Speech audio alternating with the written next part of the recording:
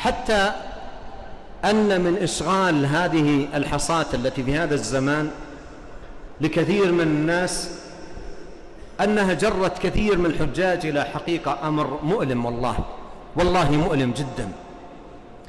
الآن ترون عدد من الحجاج ليس بالقليل، من أكبر همه في المشاعر في عرفات وفي مزدلفة وعند البيت الحرام وفي المسعى وعند الجمرات، همه أن يلتقط لنفسه الصور، وبعضهم يرسلها مباشرة من الموقع إلى خلق كثير جدا عبر وسائل اتصال متنوعة من خلال هذه الأجهزة.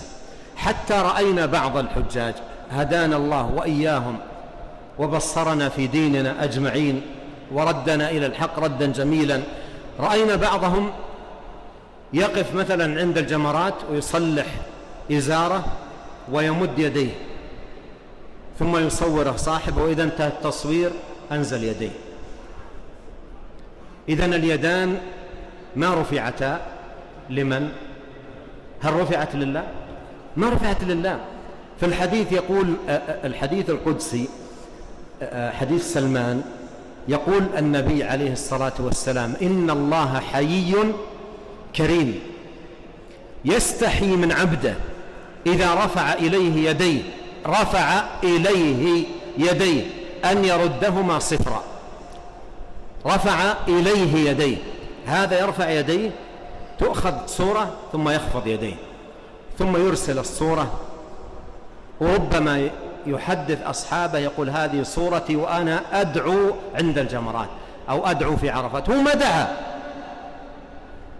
ما دعا، هو فقط رفع يديه وأخذت صورة. والله بنفسي رأيت مرة في المسجد وناصحته مباشرة رجلا معه صاحبه أخذ مصحف كبير وفتحه وصوره صاحبه من يمين وصوره من يسار وطبق المصحف ووضعه في مكانه. وهذه الصورة يعني ربما يعلقها أو يرسلها أو على أنه يقرأ في المسجد القرآن. وحدثني من أثق به أن اثنان يمشيان داخل المسجد فجلس أحدهما على هيئة التشهد والتقط له صاحب الصورة ثم قام.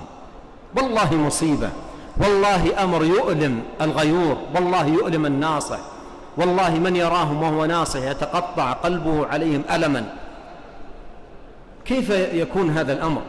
نبينا عليه الصلاة والسلام لما وصل إلى الميقات ولبى قارنا بالحج والعمرة قال: اللهم اجعله حجا لا رياء فيه ولا سمعة. اللهم اجعله حجا لا رياء فيه ولا سمعة. هذا فيه خطر جدا على عبادة هؤلاء، خطر عظيم على عبادتهم. الله سبحانه وتعالى ماذا قال في أول آيات الحج من سورة البقرة؟ نعم: وأتموا الحج والعمرة لله. وأتموا الحج والعمرة لله. في الآية الأخرى قال سبحانه وتعالى: ولله، نعم، حج البيت، لله أي خالصا. وفي الحديث يقول نبينا عليه الصلاة والسلام: من حج البيت ومن حج البيت لله، هذا موجود في لفظ الحديث، من حج البيت لله فلم يرفث ولم يفسق خرج من ذنوبه كيوم ولدته أمه. لله، هذا هو الإخلاص، ليس لأحد فيه أي شركة ولا نصيب. ولهذا جاء في الحديث القدسي أن الله سبحانه وتعالى قال: أنا أغنى الشركاء عن الشرك، من عمل عملا أشرك معي فيه غيري تركته وشركه. معنى تركته وشركه أي رددت عليه عمله ولم يقبله الله سبحانه وتعالى منه. ولهذا ينبغي أن يحفظ الحاج فعلا نفسه وأن يبعدها عن الرياء والسمعة، خاصة الآن في زماننا استجدت وسائل فعلا تورط الإنسان توريطا في مسألة الرياء ومسألة السمعة ومسألة العجب أيضا بالنفس. والعجب فاحذره، إن العجب مجترف أعمال صاحبه في سيله العرمي، خطر عظيم جدا.